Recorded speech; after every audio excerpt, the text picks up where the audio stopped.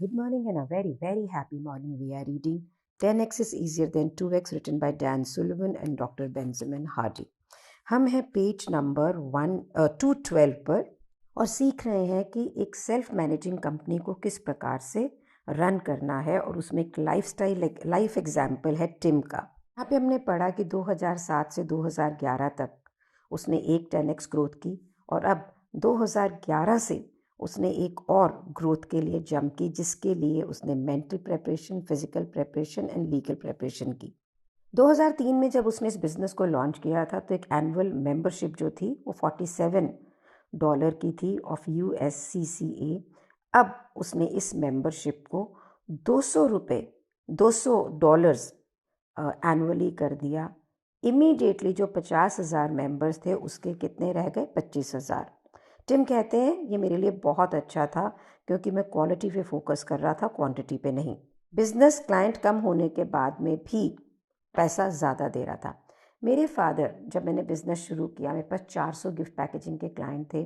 पागल हो गई थी मैं उनका काम करते करते, और जितने पैसे आने चाहिए थे लगता था इतना काम करने के बाद नहीं आते। माय फादर टोल्ड मी 400 के 40 कर दो जो तुम्हारे लिए बेस्ट हैं, and this is what I did and I got India's best business houses as my client. Hero, Z, these action shoes, Ambani's, Vandana Luthra, to name the few. अब यहाँ पे टिम ने भी ऐसा ही किया। USCCA जो उसकी ब्रांड थी, बहुत सारे लोगों की जगह उन्होंने एक नीश बंदों को टारगेट किया। अब एक बहुत ही ब्यूटीफुल एग्जाम्पल दिया है। एक बेल कर्व होता है, जैसे घंटी का कर्व नहीं होता है। वो कहते हैं कि अगर आपने उस घंटी के बीचों बीच में काम करा, हर जगह उलझ गए, तो ये एक डेथ है कल्चर, कम्युनिटी एंड बिजनेस तीनों की। तो आपको घंटी के फ्रिंजेस में काम करना है, मीन चूज़ करना है कि आप कहाँ पर काम करें। तो 2011 में उन्होंने अपने पोर्टफोलियो में इंश्योरेंस को ऐड किया, अपने फोकस, अपने मिशन को बिल्कुल क्लैरिफाई किया कि हमने क्वालिटी पे काम करना है, क्वांटिटी पे काम नहीं करना है। और अब ये कंपनी स्काई रॉकेटेड फ्रॉम 3 से 4 मिलियन डॉलर से 250 मिलियन डॉलर्स पे एनुअल रेवेन्यू में पहुंच गई। टिम बिल्कुल फोकस्ड है अपने आप को लीडर की तरह डेवलप करने के लिए और अपनी जितनी ऑर्गेनाइजेशन में लोग हैं उनकी लीडरशिप क्वालिटी को डेवलप करने में। वो हमेशा एक कोचिंग की स्पेस में रहते हैं, अपने आप को एजुकेट करते रहते हैं और अपने समय का बहुत बड़ा हिस्सा अपने आप को ट्रेनिंग, अपनी टीम की ट्रेनिंग, अपने आप को एजुकेशन, अपनी टीम की एजुकेशन में स्पेंड करते हैं। क्या उन्हें डर नहीं लग रहा था? पेज 212 पे वो बिल्कुल क्लियरली बोलते हैं, अपने इंजीनियरिंग बिजनेस से $100,000 को निकाल कर एक 30,000 मैगजीन्स में वो सारा पैसा डालना, ये बहुत डरने वाली चीज़ थी। शॉर्ट पीरियड के अंदर अपने प्राइस को 4x बढ़ा देना, ये भी बहुत डरने वाली चीज़ थी, क्योंकि मालूम था कि एक बहुत बड़ा चंक कस्टमर्स का उसे छोड़ देगा। लेकिन टिम ने बार बार अपने उस 80% को लेट गो किया, अपने फियर्स को जाने दिया और बिल्कुल फोकस करके 10x विजन के साथ में काम किया। सबसे बड़ी बात ये थी कि उसने उन सब चीज़ों को लेट गो किया। वो सारी चीज़ें खुद कर रहा था और वहाँ से लोगों को लिया। बहुत सारा पैसा, टाइम, एनर्जी उसने कोचिंग, एजुकेशन के अंदर, सपोर्ट सिस्टम में स्पेंड किया ताकि वो अपने बिजनेस USCCA को यूनिक और इनोवेटिव बना सके। अपने कम्युनिकेशन स्किल को बेटर करने के लिए भी कोचिंग ली, विजनरी बने, लीडर बने, कंटिन्यूसली अपनी विजन को एक्सपैंड किया, माइंडसेट को एक्सपैंड किया और उन लोगों को भी एक्सपैंड किया माइंडसेट एंड विजन में जो USCCA में काम करते थे। आज के दिन उनके जो मेंबर्स हैं 700,000 प्लस USCCA मेंबर हैं। उनकी टीम और सारी पॉपुलेशन जो 700,000 USCCA मेंबर्स की है, वो उनके माइंडसेट की ग्रोथ के लिए बिल्कुल फोकस हैं। टिम का गोल है कि 2030 तक वो अपनी एसोसिएशन को 4 मिलियन मेंबर्स तक ले जाएंगे। टिम ने यहाँ पे 7 प्रिंसिपल्स दिए, इसके बेसिस पे उसने USCCA को ग्रो किया। सो राइटर कहते हैं कि ये जो प्रिंसिपल्स हैं ये रिफ्लेक्ट करते हैं साइंस, जिसमें ट्रांसफॉर्मेशनल लीडरशिप थ्योरी के ऊपर। तो कहते हैं मैं आगे आपको ये सातों बताऊंगा और उसी के रेफरेंस से बताऊंगा, मींस ट्रांसफॉर्मेशनल लीडरशिप थ्योरी के रेफरेंस से बताऊंगा। पहला प्रश्न अब टिम को ये पूछा गया कि USCCA में को लोग ज्वाइन को करते हैं, तो उसके 3 पिलर्स हैं, mental, physical and legal preparation and training. ये जो बेनिफिट है उनके मेंबर्स को मिलता है मेंबर बनने पे, ये है। लेकिन इसके अलावा लोगों को चाहिए एक ईजी तरीका, यहाँ पे ये तीनों बेनिफिट उनको आसान तरीके से मिल जाएं। मीन्स बेनिफिट तो है पर वो ईजी तरीके से मिलने भी चाहिए। कहते कोई भी व्यक्ति किसी ऑर्गेनाइजेशन या एसोसिएशन को जब ज्वाइन करता है तो वो तब करता है जब उसकी साइकोग्राफिक अलाइनमेंट होती है उसके साथ में। हर मनुष्य की एक गहरी डिज़ायर है, एक सेंस ऑफ बिलोंगिंग की, एक कनेक्शन की with the group of people जो कि एक तरह के बिलीफ और कल्चर को शेयर करते हैं। और टिम के बिजनेस की यही बैकबोन है, उन्होंने पिछले 20 साल के अंदर डेवलप की। मैगज़ीन को पब्लिश करने से लार्ज इवेंट्स को जो करते हैं, ये क्या करते हैं, साइकोग्राफिक अलाइनमेंट, एक sense of belonging amongst the members among the community. जो 7 प्रिंसिपल्स जो टिम यूज़ करते हैं फॉर बिल्डिंग साइकोग्राफिक अलाइनमेंट है, वो क्या है? The story. आपकी ऑर्गेनाइजेशन, आपकी एसोसिएशन, प्लीज़ अब आप इसको ध्यान से सुनिएगा, दिस इज़ फॉर यू। आपकी ऑर्गेनाइजेशन एंड एसोसिएशन और बिजनेस को एक पावरफुल ओरिजिन चाहिए स्टोरी का, और अगर आइडियली ये सच्ची कहानी हो सो व्हाई नॉट। टिम भी अपनी स्टोरी को सुनाते हैं जैसे एक हीरो है उस स्टोरी के अंदर जो बड़ा ही रिलक्टेंट है, बड़ा नर्वस है और अपने मिशन पे काम करना चाहता है, जो कंटिन्यूसली अपने आप को स्ट्रेच करता है, ऑब्स्टेकल जितनी भी मुश्किलें आती हैं उसको दूर करता है, और पिटाई भी होती है उसको बीच के अंदर। तो यहाँ पे एक राइटर हैं जोसेफ कैंपबेल, उनकी बुक है हीरोज़ जर्नी। वहाँ पे बुक मेरे कोच ने भी मुझे रेफ़र की थी। कोई भी जो ऑर्गेनाइजेशन या एसोसिएशन है ना, उसके अंदर उसका जो क्लाइंट है वो उसकी स्टोरी का हीरो है। तो आप जिस भी बिज़नेस में हैं, अगर आप कोई भी काम कर रहे हैं, आप ये देखिए आपका क्लाइंट आपके प्रोडक्ट को यूज़ कर रहा है, सर्विस को यूज़ कर रहा है, how he is using it, make that person a hero, not you. मुझे लगता है दोनों भी हीरो हो तो क्या हर्ज है ना। चलिए सेकंड प्रिंसिपल पे जाते हैं, एन आइडियोलॉजी। यहाँ पर एक मिशन की बात हो रही है, एक पर्पस की बात हो रही है। आपके ऑर्गेनाइजेशन, आपके बिजनेस का पर्पस क्या है, मिशन क्या है, ऐसा जो लोगों को गूज बम्प्स दे। ये आइडियोलॉजीज, ये आदर्श जो होते हैं, ये सिद्धांतों पे होते हैं, पॉलिटिक्स में नहीं होते हैं। तो सिद्धांतों की अगर हम डेफिनेशन देखें तो क्या है? एक सच्चाई, एक प्रॉपोजिशन जो कि किसी भी सिस्टम, बिलीफ, बिहेवियर को सपोर्ट करता है, रीजनिंग के दायरे में होता है। और पॉलिटिक्स की क्या डेफिनेशन है?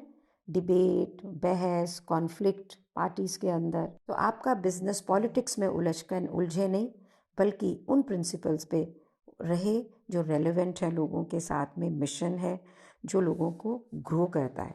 थर्ड, आपकी ऑर्गेनाइजेशन या एसोसिएशन या आपके बिजनेस का एक स्ट्रॉन्ग साउंडिंग क्लियर नेम होना चाहिए, एक लोगो, एक सिंबल जिससे लोग अपने आप को एसोसिएट कर सकें।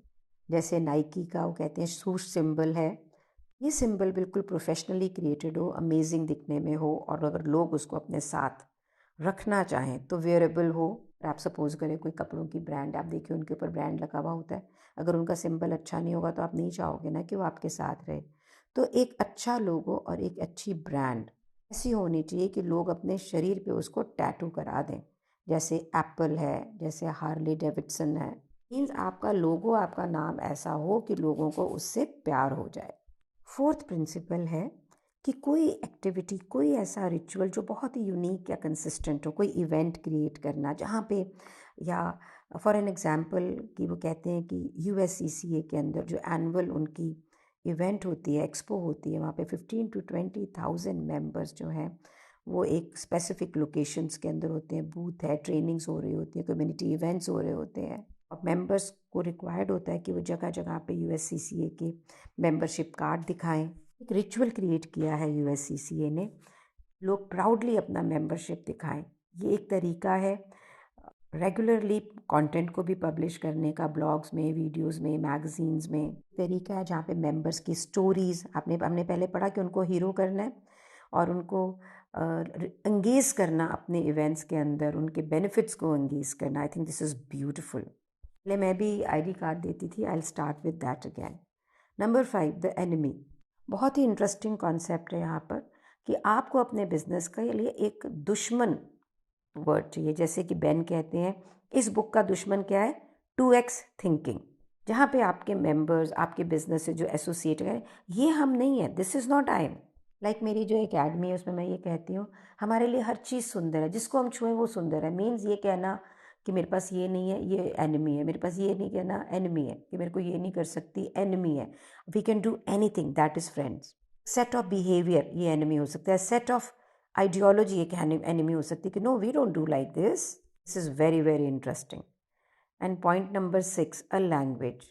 एक ऑर्गेनाइजेशन की एक अपनी इनसाइडर लैंग्वेज होती है, कुछ यूनिक वर्ड्स, कुछ एक्रोनाइम्स से कंटिन्यूसली मेंबर्स यूज़ करते हैं अपनी कॉन्वर्जेशन के अंदर, जो कंटिन्यूसली यूज़ होता है एजुकेशन मटेरियल के अंदर।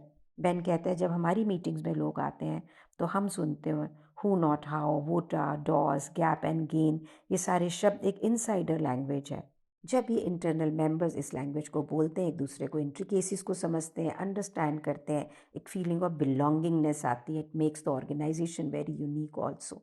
एंड 7th पॉइंट है द लीडर। हर ऑर्गेनाइजेशन, एसोसिएशन, मूवमेंट के अंदर एक लीडर होता है। लोग लीडर को कैसे देखते हैं? जो सर्व करता है, जो एक बहुत ही अट्रैक्टिव करेक्टर है। लेकिन ये स्टोरी का हीरो नहीं होता है। हीरो कौन होता है? जो ऑर्गेनाइजेशन का मेंबर है। लीडर का काम है वहाँ सर्व करना, गाइड करना, सपोर्ट करना अपने मेंबर्स को।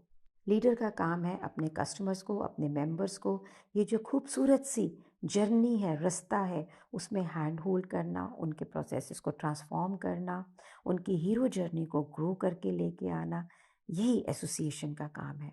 टिम ने अपने बिजनेस में एग्जैक्टली यही किया। एक रगेड इंडिविजुअल से वो एक ट्रांसफॉर्मेशनल लीडर बना and he applied transformational leadership principles अपनी टीम को एक्सपैंड करने के लिए, एलिवेट करने के लिए।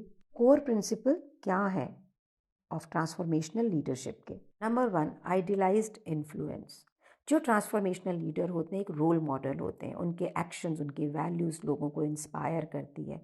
वो रिस्क लेते हैं और कमिट करते हैं अपनी चोजन वैल्यूज़ के ऊपर और अपनी कन्विक्शन को पूर्ण रूप से दिखाते हैं और एक सेंस ऑफ कॉन्फिडेंस क्रिएट करते हैं उन लोगों में जो उन्हें लीड कर रहे हो, जो उनके फॉलोवर्स हैं, जिनको वो लीड करते हैं। सेकेंड है इंस्पिरेशनल मोटिवेशन। ट्रांसफॉर्मेशन लीडर्स जो होते हैं वो इंस्पायर करते हैं इंस्पिरेशन को भी। जिनको भी वो लीड करते हैं वहाँ पर एक सेंस ऑफ पर्पस है। उनकी विजन बिल्कुल प्लान्ड है, आर्टिकुलेट है। कम्युनिकेशन जो है क्या है? एक्सपेक्टेशंस की, कॉन्फिडेंस इन टीम, क्लैरिटी के साथ वो हर चीज़ के बोलते हैं, कन्विक्शन के साथ बात करते हैं। किसी भी नेगेटिव और चैलेंजिंग सर्कमस्टांसेस को अपॉर्चुनिटी गेन और ग्रोथ में कन्वर्ट कर देते हैं। वो गैप माइंडेड नहीं होते हैं, ग्रोथ माइंडेड होते हैं। Intellectual stimulation is the third point. जो ट्रांसफॉर्मेशनल लीडर होते हैं वो वैल्यू करते हैं क्रिएटिविटी को, ओरिजिनलिटी को, ऑटोनॉमी को अपने टीम मेंबर्स में। वो मेंबर्स को इन्वॉल्व करते हैं डिसीजन मेकिंग प्रोसेस के अंदर, क्रिएटिव थिंकिंग को स्टिमुलेट करते हैं, चैलेंज करते हैं हर एग्जम्पशन को और एक ऐसा एनवायरनमेंट क्रिएट करते हैं जहाँ पे हेल्दी कॉन्फ्लिक्ट यानी विचारों का आदान प्रदान होना, आर्ग्यूमेंट नहीं डिस्कशन होना, वो हो। चेंज करते हैं उनके फॉलोवर्स कैसे सोच रहे हैं, अपनी प्रॉब्लम्स को कैसे फ्रेम करते हैं, ऑब्स्टेकल्स उन्हें कैसे लगते हैं, उनको एम्पावर करते हैं ताकि वो अपने डिसीजंस और रिजल्ट की ओनरशिप ले सकें। Number 4, individualised consideration. जो ट्रांसफॉर्मेशनल लीडर होते हैं उन्हें पता होता है कि उनका मेंबर जो है, जितने भी टीम के, सब यूनिक है। उनकी अपनी ज़िंदगी के यूनिक गोल हैं, उनकी यूनिक एबिलिटी है। तो ऐसे लीडर फ्रिक्शन को दूर करते हैं, एंग्जाइटी को दूर करते हैं, ऐसा एनवायरनमेंट प्रेजेंट करते हैं जहाँ पे वो यूनिक इंडिविजुअल फ्री फील करता है और अपने बेस्ट सेल्फ को सामने लेके आता है, ईमानदारी से और ओपनली कम्युनिकेट करता है अपने चैलेंजेस, अपने विशेस और अपने पर्सपेक्टिव्स को। लीडर तो हमने अपने बिजनेस में बनना ही है ऐसा, लेकिन उसके साथ जैसे कि टिम ने किया कि उसकी जो टीम है उसके अंदर उन्हें उसने परमिशन दी कि वो सब अपने आप को लीड करें, खुद लीडर बने, ओनरशिप लें, डिसाइड करें कि वो लोग अपने इंडिविजुअल रोल को कैसे फुलफ़िल करेंगे, अपनी रिस्पॉन्सिबिलिटीज़ को कैसे फुलफ़िल करेंगे। इसके ये नहीं कि मैनेजर और लीडर बोले ये कर लो और ऐसे कर लो, वो how will they do that? Tim ने किया, हमें भी करना है। अपनी खुद की फिलॉसफी और आइडियोलॉजी को डेवलप करना है, क्लियर फ्रेमवर्क बनाने हैं जो सिर्फ कंपनी की विजन या टीम की विजन नहीं है, लेकिन साइकोग्राफी के अंदर लोगों के साथ में जिसके साथ काम कर रहे हैं, कस्टमर कम्युनिटी, उन्हें भी क्लैरिटी और अलाइनमेंट हो। So as a transformational leader Tim की तरह आपको क्या करना है? आपको सिद्धांत, आपको लोगों को ट्रेनिंग देनी, एक भाषा देनी है, एक चीज़ों के करने का तरीका, एक रिचुअल देनी है। ताकि वो अपनी खुद की गन्स को रिस्पॉन्सिबिलिटी से यूज़ कर सकें, यानी अपनी ज़िंदगी को जिम्मेदारी से, अपने काम को जिम्मेदारी से प्रोवाइड कर सकें। आपको एक कल्चर प्रोवाइड करना जो कि बिल्ड करें ताकि लोग अपनी आइडेंटिटी और अपनी पहचान को आपके कल्चर से जोड़ सकें। मैच्योरिटी लेवल जहाँ पे आपका क्लाइंट आपके साथ में बढ़ता है, सीखता है, इवॉल्व होता है और आपके दिए हुए सिद्धांतों को अप्लाई करता है। हमें भी टिम की तरह एक रगेड इंडिविजुअल से निकलकर एक ट्रांसफॉर्मेशनल लीडर बनना है। हर चीज़ को कंट्रोल करने की जगह ये देखना है कि इसे कौन करेगा। हाई क्वालिटी हुज को अपनी ज़िंदगी में लेके आना है और फिर अलाउ करना है कि जो हम ये लोगों को लेके आते हैं वो अपनी यूनिक एबिलिटी के साथ में वहाँ काम कर सकें, अपने आप को मैनेज करें, रादर कि हम उनके कंट्रोल करें हर चीज़ को। जैसे कि टिम लीडर बना और उसने अपने आप को इवॉल्व किया, एक्सपैंड किया, अपनी विजन, अपनी फ़िलॉसफी, अपनी यूनिक वैल्यूज़, और वो सबको वो लेकर आया अपनी टीम और अपने क्लाइंट्स में। हर स्टेज के ऊपर उसने अपने 80% को ख़त्म किया और 10x जंप की तरफ गया। मैंने कहते हैं अब जो मैंने आपको ये टिम की पूरी लाइफ बताई है वो इसलिए बताई है कि आप ये जान सकें कि आपको कैसे लीडर बनना है, आपकी ऑर्गेनाइजेशन की रूपरेखा कैसी होनी चाहिए। अब इस बुक में हम आगे देखेंगे हु नॉट हाउ को अपनी लाइफ में अप्लाई कैसे करना है। आई थिंक मेरे को तो अभी से गूस बम्प हो रहे हैं। I am really learning so much today and I'm going to really apply all this into my life. Are you going to? Thank you so much for being in my life. Please do share these audio videos with as many as people you can so that they can benefit also. Thank you so much.